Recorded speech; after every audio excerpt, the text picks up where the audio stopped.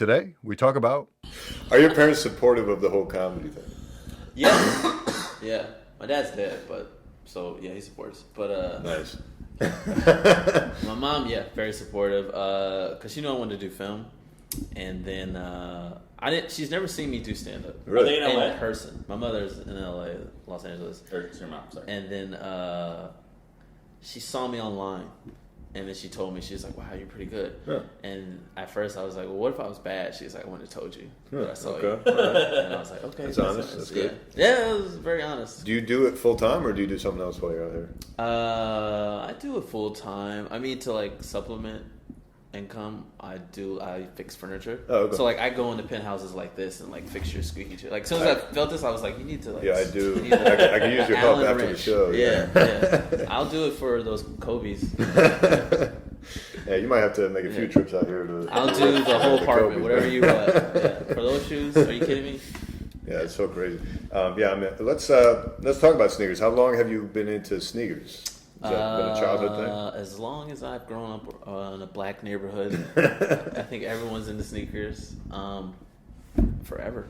Really? Yeah, since I was a kid, I had Gary Payton's because I couldn't get Jordans. Okay, all right. The What- Marbury's.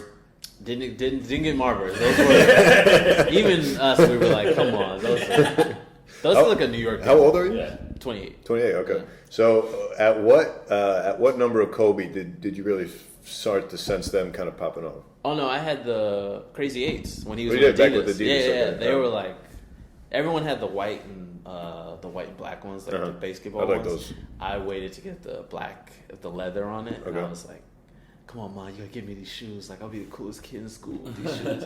Waited like 3 extra weeks or something like that. I got those, and everybody was like, he's got the Kobe's. And I Did was you ever like, get the toasters, the Kobe 2s? I did not. No? No. Were those getting trashed or were people wearing those? Nobody wore those. You got to see a picture of these. Yeah. They're like legit a toaster on your the, foot. the worst Like- looking shoe. I mean, I don't like sneakers, so. So you might like this one. Yeah. Well, You're gonna do well in Maine, my friend. No, Do you remember the transition from the Adidas line to the Nike line with Kobe? Were people really, because people weren't really feeling those Kobe 1s, 2s, 3s, Yeah. right? I mean, the thing happened though because of the big case that was like Sure. he got dropped and everything. Sure. But it wasn't until I think it was the Kobe 4s that low everyone tops, was yeah. like, "Oh my god!" Because I remember the these big shoes. marketing push for those back then, but Yeah. I wasn't still into like sneakers back then. So like I just caught it peripherally. Yeah. But until the Kobe 5, that was my first Nike purchase, was the Kobe 5. Really? He made me go over from Adidas to Nike. You're an Adidas guy. I was an Adidas guy. I mean, yeah, I still am an Adidas guy, but Let me ask. From America? well, You're from? so I was born in Iran, Okay. but I've been explains here the since I Adidas. was 14 months old. Okay. All right. you're Iranian? Okay. All right, I got it. But Now my list. my favorite sneaker growing up, and I've told the story a million times, but like when I got bullied in school for not having Adidas or Nike, Yeah. I Yeah, was that's the like, only reason why. yeah, or a bunch of other reasons. But I remember like studying people's feet and being like, okay, what are the cool kids wearing? What clicks are wearing what sneaker style? And like the kinds of cool dudes I wanted to be like all wore Adidas Superstars. So Yeah. I need a pair of Adidas Superstars. Plus, when I was playing soccer, my parents bought me a pair of Adidas. So like I was always exposed to Adidas. So I was like diehard Adidas. Yeah. And then I was like, Nike.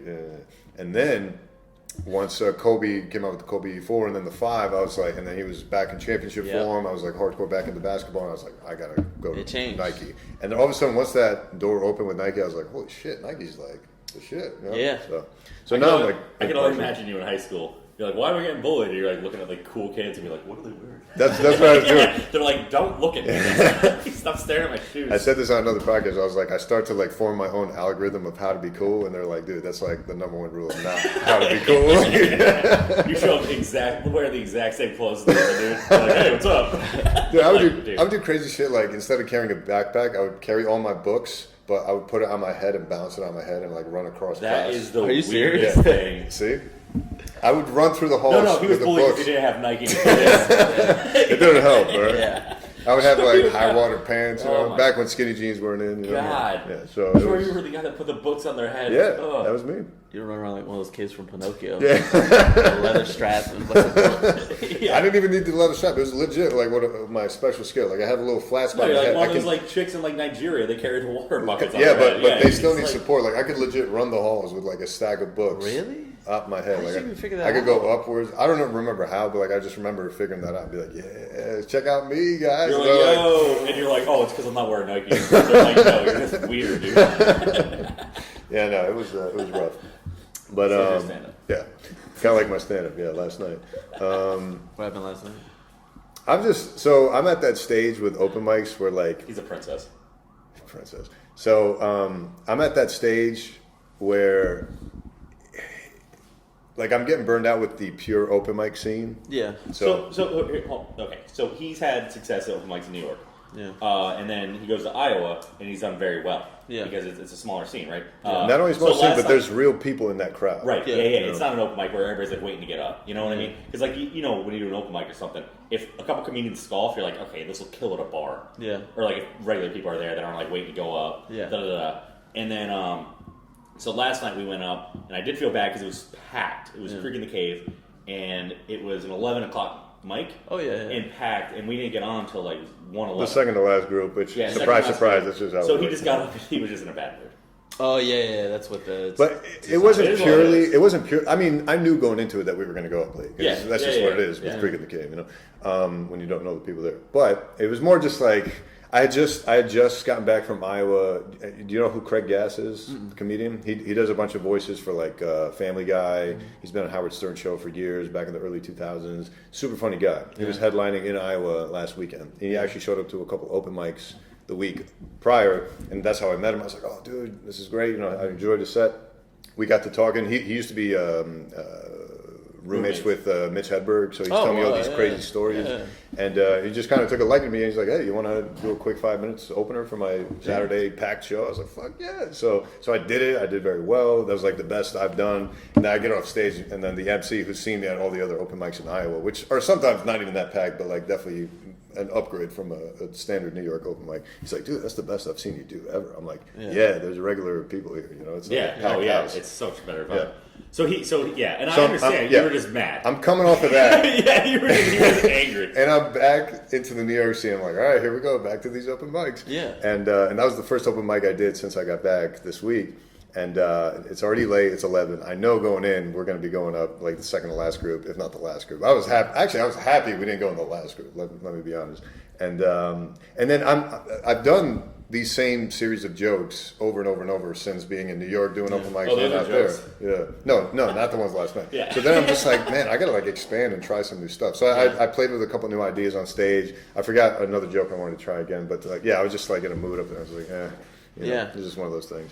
So it's a process, right? But I'm that sure you've is- had your down times, right? Yeah, but that is like a kind of a part of it. Is like you do a really good show, then you go back to a mic. But then other times the mics are really good because really they're just for you to be able to trust yourself. Right. To almost be like to learn to trust yourself. Where you go like, there's like 40, 50 people here and they don't care about me. But if I can break through this, then when I do this with people. Yep. But then there's also the other side where you go, if you tell some dark material, comedians will love it. You go like, yeah, I love killing babies. And they'll be like, whoa. And then you do that in front of people, they're like, what the fuck? I've had that happen. Yeah, too. that's why the G-rated stuff on the open mics doesn't go over too well with comedians. It's really like a barometer. And I think it's tough because like if there's 40 people there, right? That's you can at least get the energy, and you're like, all right, I'm performing. I think the hardest part at open mic is if you're like one of the last groups, and there's like 4 people in there. And then you still have to be like, all right, I'm trying this. I'm of the different mindset. I remember when I first started, I used to wait to go last. Like when I was doing mics, they used to be like, when you gonna go? And I was like, I want to go last. Because I remember Bill Burr saying something like that, where he was like, I used to try and go last. Or like, if you go last and then you do really well, even at the end, it's like then when you go first, you'll kill. And I remember when I was in LA, you see like actual comedians at open mics. Like Maria Bamford was at one of my mics that I went to, and that surprised me. Bill Burr, and it was like, "What are you doing here? Like, you don't have to be here." And he was, Yeah, but they're probably trying new stuff. they Right? still want to practice. Yeah. And I was like, "Oh, so you never leave open mics unless you want to, Right. But you can always just be like, yeah, you guys are like, you know, you guys don't affect me." Right. Because I've seen that a million times where I'm like, oh yeah, just don't let these people affect you. You almost have to have that like. Yeah. Well, I've noticed it with the comedians here that routinely do regular shows, especially at the bigger clubs. Like they'll still show up to these open mics. Granted, they leave right after their set, so it's not like it's whatever. But they're clearly just using it as like a way to mouth practice. Like they just need to hear the words come out of their mouth. They don't give a shit if any of you are laughing. They don't care. They don't even see you in the crowd. They're just like, listen, man, fuck all you guys. I'm just here to practice these words, and then I'm going to bring it on stage. It's like LeBron James showing up to your like open court basketball game. No, I wouldn't say it's unfair because like where else are you going to do it? Well, but I'm saying like it's like LeBron would do in dunk practice when like you guys are waiting to play and then he just leaves. It's and different. You're like cutting my time. Nah, it's a little different because LeBron. If they leave, then what is it? What is it? I mean, it's not giving any validity to you. It's really just cutting into your time for like more of an amateur game. But every time, like LeBron doesn't start over. LeBron always has his skill set. But like when Louis or these guys try to come up, material if they're coming, they start over. So it's like starting. You got to start. Yeah, you got to try the joke for the first time somewhere. You know, and where are you going to do that? I still feel like though, if you're like Bill Burr or like at that kind of level, people are still going to be in the front row and be like, "Oh, that's funny! Like, notice me. Hey, you want to talk after the show?" I'm just gonna say, in my experience, I watched Louis, I've watched Dave Chappelle, and I've watched them make their last. The one at the Comedy Store I watched, the one where Dave Chappelle did the Age of Spin, Bill Burr's one where he was in black and white in Nashville. I watched them when they started the jokes, and they're not like, they weren't amazing. They were like, but were people cracking up anyway? No. To be like, no, because it was at an open mic. But I'm saying this was like the Comedy Store when I watched. These guys. Like actual shows they were doing. They were actually doing their show, and then that's different. At the end of his show, I remember Louis C.K. pulled out a notebook and was like, "You guys paid $30. Fuck you guys." And he did this joke about belts and suspenders. No one laughed, and he was like, well, "I thought it was funny." And it was like, "Oh, this never ends." See, but that's different. Like, so if you're Louis C.K., Bill Burr, blah blah blah, if you can go and like get a gig at the Comedy Store practice, just do that. Like, why would you go to an open mic and take like amateur? I'm sure it's. I mean, you can give me your opinion on this. My opinion is, people paid money to come see you. You want to entertain them. You feel an obligation to entertain people. But he already said Louis C.K. said, "Fuck you, you only paid $30." Club spots, they go, "You didn't pay to see me. I dropped in." Yeah. Oh, gotcha. Like certain like Burr, all those other guys, if they just want to do whatever the fuck they want to do, they're just gonna do it. Yeah, like, you didn't pay to see me, so like I'm gonna. Yeah, you're not paying $120 to go to like MSG and see me. You literally, I'm here. Yeah, you're welcome. Yeah. Okay. Dave Chappelle is 100%. Like he said, I get paid by the attempt. He doesn't care. He's like, I don't care how much you paid. It's like, you're lucky to see me. So. That's what I mean. That's why it's surprising to hear they drop in on open mics, because open mics I think should just be amateur people. Because I also think, well, I'm just saying because open micers, like they're vultures. The people that go to open mics like go to 4 a day, right? So if like a Louis C.K. or Bill Burr's there, they're gonna like just try to talk to them afterwards, and they're gonna laugh at everything and be like, hey, let's talk, let's connect. Not necessarily. No, I don't know. Yeah, I've seen, like I said, Marie Bamford went up and we didn't all die. We didn't like, oh my god, but it was like, boo. This is She's inspiring. really gonna like you. Let me